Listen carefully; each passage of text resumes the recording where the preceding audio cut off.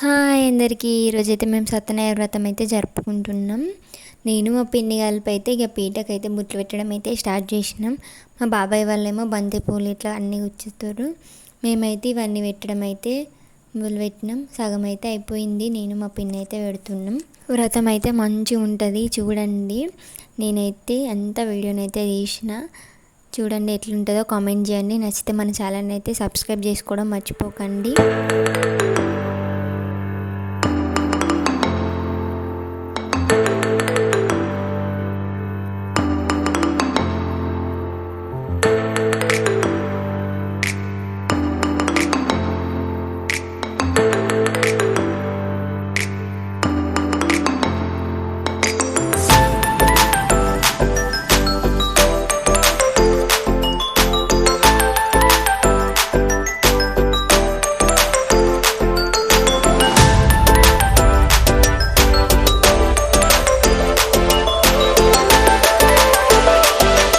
పూజనైతే start అయింది. చూసేయండి, మరి ఎట్లుందో కామెంట్ చేయండి. महाकाय कोटि सूर्य समप्रभा निर्विघ्नं कुरु मे देव सर्व कार्ये सर्वदा ओम विघ्नेश्वर प्रार्थना नमस्कारं समर्पयामि मंगलनीराजं समर्पयामि ओम मंगलम सुंको देवा मंगलम भगवान मंगलम मंगलम स्कांद पूर्वज ఏం చేసినావురా గణపతికి పూజ విశేషం పూజ అంటే గంధం పెట్టినాం, పొట్టు పెట్టినాం, నైవేద్యం పెట్టినాం, దక్షిణ పెట్టినాం, రూపాయి ఇవి అన్నిటిని కలిపి షోడశోపచార పూజ అంటారు. అవి మన చేత భగవంతుడు చేయించుకునే భాగ్యం ఉంటేనే మనం చేస్తాం. అది అందరు చేయరు. ఆ చేయడమే గొప్పతనం. అట్లా ఆయన మనం మనస్ఫూర్తిగా కూర్చొని మనం రోజు ఇంటి పనులు అన్ని చేసుకుంటాము. ఆయన ప్రార్థన చేస్తామా చెయ్యం.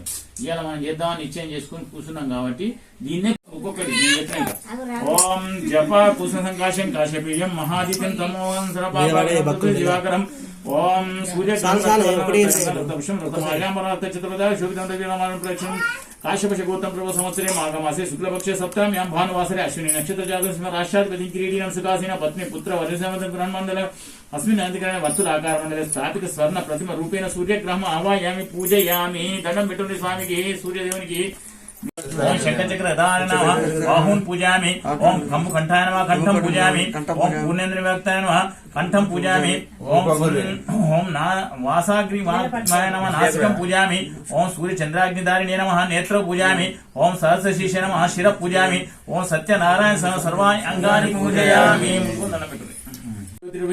तेजस्वी देवोऽनुस तच्चिद्रेवण पवित्रेण रश्मि ऋते मदरक्षन्ति सिन्धवः मधुभक्त मधुवासी अस्तु सूर्य मध्य भवन्तु सत्याप्यंत्याय जन्मने साधु इंद्राय समाहेतु अग्नि साधु वर्णाय वायवे दृश्य जयमधुरंग असभ्यं नमः అని వచ్చాను. ఓకే. స్నానం పంచామృతం గృహం గృహం పురుషోత్తమానాదన సర్వజ్ఞ గిరివాన్ పురుషం సత్యనారాయణ పంచామృత స్నానం సమర్పయామి. ఓం స్నానం శ్రీకృష్ణ. ఒక కుమార్తెను ఆ వైశ్య దంపతులు శిశువును కళావతి అని పేరు పెట్టి అల్లాలను ముదిగా పెంచుకుంటుంది. కళావతి శుక్లపక్ష చంద్రుడి దినదిన ప్రవర్ధమాగుతున్న అప్పుడు లీలావతి తన భర్తను చూసి నాదా మనకు సంతానం కలిగినతో సత్యనారాయణ చేసిన సత్యం చేసిన మనకు సత్యనారాయణమూర్తి అనుగ్రహం చేసి సంతానం కలిగిన ఇంచిన వ్రతం అత్యంత కారణం ఏమైనా ప్రశ్నించాను. అందుకు ఆ వర్తకుడు ప్రియ అమ్మాయి వివాహకాలం తప్పక వ్రతం చేసింది. అప్పటికి ఆమెను సమాధానం వచ్చి వ్యాపారం పట్టణం పోయాను. తిరుప కళావతి వివాహం చేయడకు యుక్త వయసు వచ్చిన చూసి ఆ వర్తకుడు ఒక యువకుని గురించి నీవు అమ్మాయికి తగిన వారిని చూడమని చెప్పిన. ఆ వర్తకుడు అట్టు కూరగా అద్భుత కాంచనం పోయి యువకుడు వైశ్య కుమారుడు చూసి నిశ్చయించుకుని తన వెంట తీసుకుని వచ్చి వైశ్య కుమారుడు అన్ని విధములుగా కుమార్తె చూసి వైశ్యుడు ఆ వైశ్య కుమారుడికి ఇచ్చి కళావతి నుంచి మహావైభవం పెళ్లి చేసిన. ఆ కార్యంలో ఉండి వైశ్యుడు సత్యనారాయణ చేయడం మర్చిపోయిన. అందుకు సత్యనారాయణ కోపం వచ్చిన.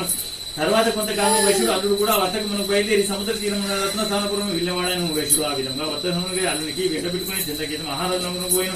వైశ్యుడు సత్యనారాయణ స్వామికి కోపం వచ్చి ఆ వైశ్యుడు దారుణంగా కఠినకు దుఃఖం కలుగాక సత్యనారాయణ స్వామి వైశ్యుని శపించిన. ఆ రాత్రి కొందరు దొంగలు వచ్చి రాజుగారి బుక్కలు నుండి ధనం అపహరించుకుని ఆ వర్తకుడు ఉన్న చోటికి వచ్చి రాజభట్లు ఆ దొంగలు వెంబడించుకుని దేశం అందే వర్తకులు చెంతా ఉన్నాయని మాయమైపోయి అంతగా రాజభట్లు వచ్చి ధనం అక్కడ ఉంటే చూసి వర్తకులే దొంగలను తరించి వారిని కట్టి రాజు ఎదుర్కొని పోయి రాజభట్లు రాజును చూసి ప్రభు చోరులను తిరిగి పట్టుకుని వచ్చి ధనంతో కూడా తీసుకుని వచ్చి విచారణ చేసి మీకు తగిన శిక్ష నుంచి పని విన్నవించి అది వినే రాజు ఏమి విచారణ చేయక వారి కారాగృహంలో బంధింపుడని ఆచరించను.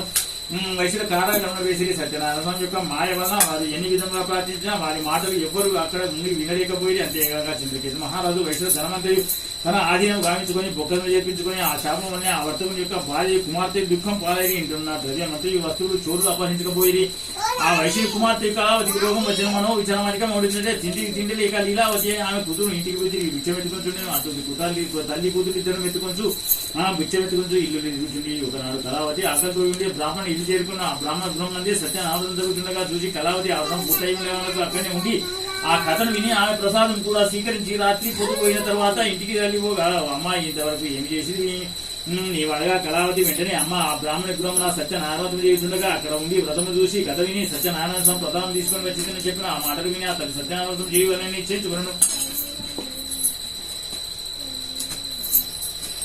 ఆ అశావకారి భార్య బంధువులతో సజంతో కూడిన కూతురు దైవభక్తితో సత్యనారాయణం చేసి ప్రభు మా అందరికీ అపరాధం క్షమించి నా భర్త నా అల్లుడు సుఖంగా ఇంటికి చేరుకోవాలని ముఖ్యం. ఆ విధంగా ఆ షావుకారి భార్య చేసిన వ్రతముకు సత్యనారాయణ సంతుష్టుడై ఆ రతి ఎందు చింతకేతు మహారాజు స్వప్నంలో కనిపించి రాజాని కారాగృహం బంధించిన వర్తకులు ఇద్దరిని ప్రాతకాలను వద్ద పెట్టుము వారి ధనం వారికి ఇచ్చివేయము.